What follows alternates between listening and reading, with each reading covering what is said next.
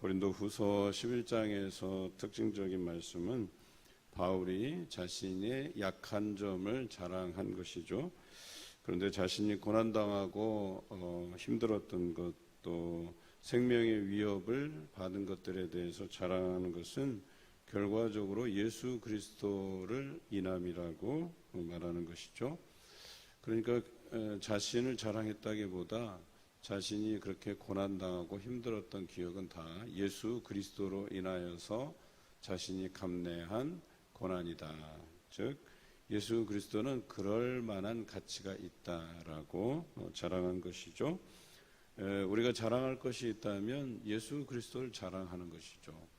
내가 예수 그리스도로 인해서 이 고난을 당한다 하더라도 내가 불평하지 않고 원망하지 않고 그 고난을 기쁘게 온전히 인내를 이룬다면 그것이 예수님을 자랑하는 것이 된다라고 하는 것이죠.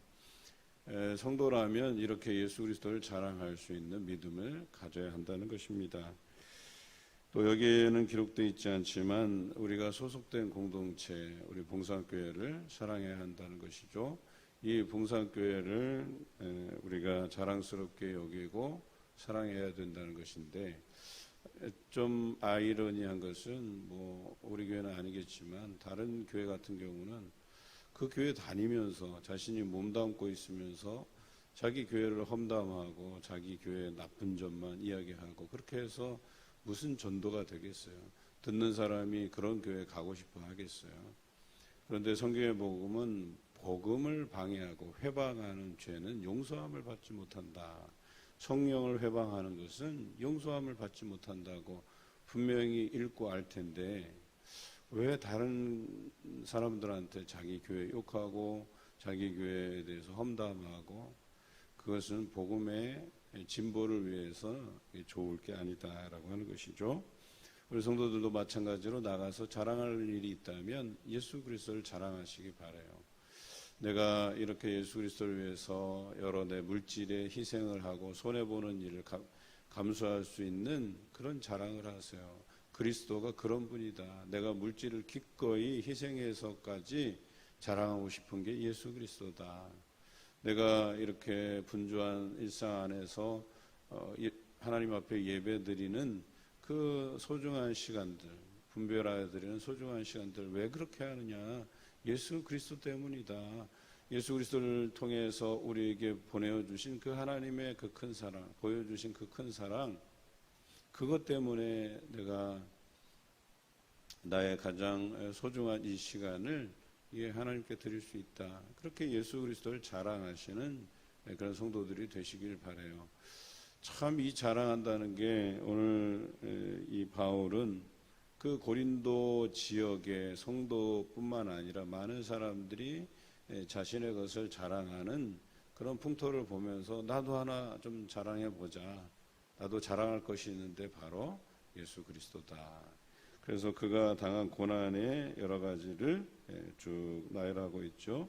특히 40에 하나 감암매를 5번 맞았고 3번 태장으로 맞았고 돌로 맞고 3번 파선해서 깊은 바닷속에 일주야를 있고 강의 위험, 강도의 위험, 동족의 위험, 이방인의 위험, 시내의 위험, 광야의 위험, 바다의 위험, 형제들 중에 거짓 형제들의 위험, 줄이고 목마르고 또 굶고 춥고 헐벗은 일들 뿐만 아니라 여전히 자신이 교회를 위하여 염려하는 그 수고를 자신이 지금도 겪고 있고 감당한다라고 하는 것이죠.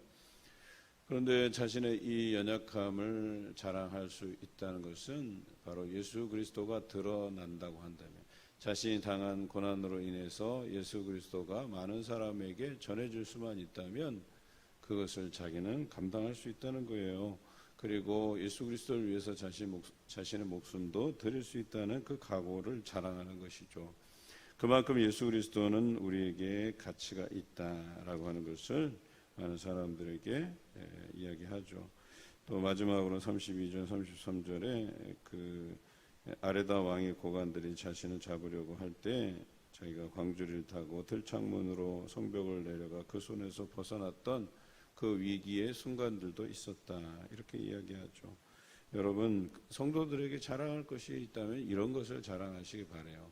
예수 그리스도로 인해서 내가 물질의 손해도 감수할 수 있고 내 육신의 고난도 감당할 수 있고 그 어떤 일이라도 예수 그리스도가 내 안에 참 가치 있다라고 하는 것을 자랑하시기 바라요. 더 나아가서 교회를 자랑하시기 바라요. 우리 교회가 작년 올해 이렇게 제가 부임하고 이제 이 지역을 위해서 섬기면서 가급적 우리가 다른 교회에서는 하지 않고 있는 여러 가지 사역들을 선점하는 노력들을 해요. 여러분 사역을 선점하면 좋은 점이 이 목사들은 자존심이 강해서 다른 교회에서 이렇게 앞서가서 하는 사역들을 그대로 따라하는 그런 경우는 잘 없어요. 그런데 속으로는 끙끙 앓아요. 왜냐하면 아이고 우리가 저거 해야 되는데 우리가 저 사역을 선점해서 우리도 저런 일을 해야 되는데 가슴앓이 하는 거죠. 그런데 그런 선점하는 사역을 하면 그러면 다른 교회는 어떤 유익이 있냐? 다른 교회도 지역을 위해서 우리가 어떻게 섬겨갈 것인가를 고민하게 된다는 거예요. 그렇게 교회들이 야, 저 교회는 저렇게 하고 이 교회는 이렇게 하고 우리 교회는 무슨 사역을 감당할까? 이런 것들을 고민하는 선한 사례들이 자꾸 등장한다는 거예요. 그런데 저 교회는 뭐 새벽 기도도 안 드린다더라. 뭐 저 교회는 뭐 오후 예배도 안 드린다더라. 이렇게 예배를 폐하는 습관을 자랑삼아 이야기하고 그래 요즘 아유 너무 예배를 너무 많이 드려. 이제는 시대가 그러니까 예배도 자꾸 줄여야 돼. 또 예배 시간도 아유 어느 교회는 45분에 마친다더라. 어느 교회는 30분에 마친다더라. 솔직히 말해서 이게 자랑할 것인가 하는 생각이 들어요. 그러면 목회자는 그 예배 시간을 맞추기 위해서 올라와서 설교 5분, 10분 하고 간단하게 하고 마무리 지어야 돼요. 이런 것들을 자랑하는 건 좀 아니지 않나 하는 생각을 해보는 거예요. 뭔가 어느 교회는 수요 예배 1시간도 부족해서 1시간 반으로 늘려서 집회 형식으로 찬양도 10분 했던 거 15분, 20분으로 늘리고 또 기도도 5분, 뭐 3분 통성기도 했던 거 한 10분, 15분씩 통성기도를 늘리고 그렇게 해서 뭔가 우리 안에 영적인 부흥을 가져오기 위해서 애쓰고 수고하는데 닮지 말아야 될 것, 오늘 성경에도 나와 있지만 예배를 폐하는 다른 그런 사람들의 습관을 따라하지 말 것에 대해서 이야기하는데 이상하게 현대 교회들은 그 이상한 것들을 따라가려고 해요. 어디서 나온 생각인지 모르겠어요. 성경적이지도 않은데. 여러분 우리가 자랑할 것이 있어요. 그 자랑할 게 뭐예요? 결과적으로는 주 안에서 우리가 자랑하라고 우리가 어제 나눈 말씀에서도 기억하고 있잖아요. 10장에서 우리가 자랑할 것이 있으면 주 안에서 자랑해야 한다는 거예요. 주 안에서 자랑한다는 얘기는 주를 찬송하는 일, 주의 말씀을 듣는 일, 주를 향해서 기도하는 일, 이런 일들이 우리 안에서 더 어떤 시간적인 할애를 하고 더 그런 시간들을 만들어가고 그런 모임의 기회들을 더 만들어가고 그런 것들을 자랑해야지. 기도하는 기회를 줄여버리고 말씀 듣는 시간들을 줄여버리고 찬양하는 시간들을 줄여버리고 우리가 그런 게 주 안에서 기뻐하는 일이냐 자랑하는 일이냐 아니라는 거예요. 전에 있던 교회에서 수요 예배를 30분 늘렸어요. 그래서 예배 형식이 아닌 집회 형식으로 바꿨어요. 기도를 늘리고 찬양도 늘리고 말씀은 뭐 그렇게 크게 늘어나진 않았지만 그래서 다들 걱정이 뭐였냐면 뭐 장로님들도 걱정하고 예배 인원이 많이 줄지 않을까요? 그런 고민을 했던 거예요. 그런데 담임 목사님께서는 그동안 수요 예배를 통해서 성도들을 훈련시키고 또 말씀으로 그렇게 잘 양육해서 그 정도 느리는 것에 대해서 성도들이 크게 요동 없이 또 불만 없이 따라와 주면 좋겠다 하는 그런 마음과 그럴 수 있다는 어떤 자신감을 갖고 시작한 것이죠. 예배 통계를 내는데 줄지 않았어요.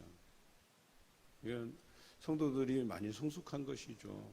우리 교회도 뭔가 예배에 대해서, 모임에 대해서, 기도에 대해서, 말씀을 탐구하는 것에 대해서 좀 믿음이 성숙했으면 좋겠어요. 그래서 그런 성숙한 결정들을 해가는 것이 참 좋겠다 하는 생각이 들어요. 그 레디컬이라는 책을 전에 한번 제가 설교할 때 소개한 적이 있는데, 이 교회는 이제 그런 결정을 한번 하셨대요. 그 교회에서 이제 날씨가 더운 날이었는데, 그 목사님이 갑자기 그 들에 나가고 또 일하는 데 있어서, 여러분 들에 나가서 에어컨 켜고 일하는 사람은 없잖아요. 그렇죠? 그래서 자신들이 그 곡식을 땅에서 얻기 위해서 땀 흘려서 일하는 것들을 한번 생각하면서 우리도 한번 교회에서 에어컨 틀지 않고 한번 그 집회 형식으로 이제 말씀을 한번 나누어 보자 그랬대요. 그래서 그날은 에어컨을 가동하지 않고 온 성도들이 땀 범벅이 되는데 거기서 찬양하고 말씀 듣고 그랬다는 거예요. 그런데 거기에 하나님께서 놀랍게 역사하셨다는 거예요. 다시 말해서 우리가 예배에 집중해야 되는데 에어컨이 약하니 안 나온다느니 뭐 춥다더니 이런 불평하기보다는 오히려 내가 그 집회 안에서 이런 환경 안에서도 내가 말씀을 사모하고 기도하는 자리가 복되어야 되는데, 우리는 주변의 비본질의 것들에 자꾸 영향을 받게 돼 있다는 거예요. 왜 그런 줄 아세요? 너무 편리해져서. 제가 어렸을 때 이제 겨울에 예배드리기 위해서 너무나도 추운 거예요. 그전에는 난로도 없었어요. 그런데 또 마루바닥이잖아요. 마루바닥에 앉아서 그 추운데 발 시려워서 동동거리면서 예배 드렸던 기억이 나요. 어느 날 톱밥 난로가 들어왔는데 성도들이 그 톱밥 난로는 그 주변만 따뜻하고 저 또 구석으로 가면 그렇게 뭐 따뜻하지 않아요. 그런데도 그 온기로 인해서 행복했던 때가 있었거든요. 지금은요, 조금만 추워도 뭐 불만의 목소리들이 막 나와요. 왜 그러냐면 생활이 편리해졌기 때문에. 그래서 그런 모든 편리를 포함해서 우리가 예배에 좋은 조건으로 드리길 원하는 마음이 있다는 거예요. 그런데 이 레디컬이라는 책을 쓴 목사님의 교회는 그런 시도들을 해보는 거예요. 우리가 과연 비본질의 영향을 받느냐, 본질적인 것을 향해서 그 열정을 불태울 때 우리가 비본질의 것들은 잊을 수 있지 않겠느냐라고 하는 그 시도들을 해보는 거예요. 참 도전이 될 만한 일이죠. 목회자는 그 교회의 성도들의 수준을 따라서 목회적인 시도를 하게 돼 있어요. 야, 우리 이 성도들이 이제는 단단한 음식을 먹어도 되겠구나 하면 그런 시도들을 해보는 거거든요. 근데 여전히 유아기적 시절을 우리가 벗어나지 못하면, 여전히 부드러운 음식만 먹는 수준에 그치면 그런 아름다운 도전들을 하기가 참 어려워요. 하지만 오늘 이 사도 바울은 자신이 사도직을 변호하면서 또 거짓 사도들, 그 교회에 가만히 들어와서 이단을 설파하는 영지주의 이단, 또 율법주의 이단들을 경계하면서 사람들에게 적어도 참된 가치가 뭐냐, 바로 예수 그리스도다. 그 예수 그리스도를 위해서 내가 목숨을 다하더라도 부끄럽지 않다는 것을 자랑하고 있지요. 여러분, 이 정도로 단단한 믿음을 가졌다면 복음의 본질을 아는 사람이죠. 그런데 오늘 고린도 교회의 실수는 이렇게 가만히 들어와서 잘못된 복음을 전하는 자들을 용납하는 실수를 하게 돼요.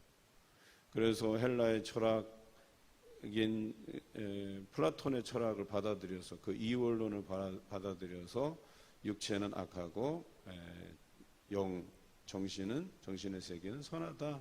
예수 그리스도가 육체로 오실 리가 없다.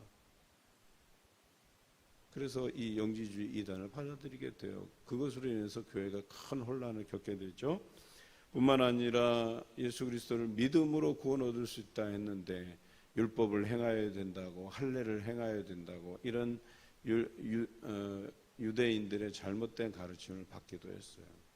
이런 것들에 대해서 바울이 지적하면서 이제 너희가 이런 유혹에 넘어가지 말 것들, 그들은 사단의 일꾼이라고 이야기하는 거예요. 그래서 가장하고 자신의 모습을 광명의 천사로 가장하고 마치 자신이 진리를 대변하는 사람인 양 거짓을 아뢰는데 그런 것들에 대해서 경계하라고 이야기하고 있습니다.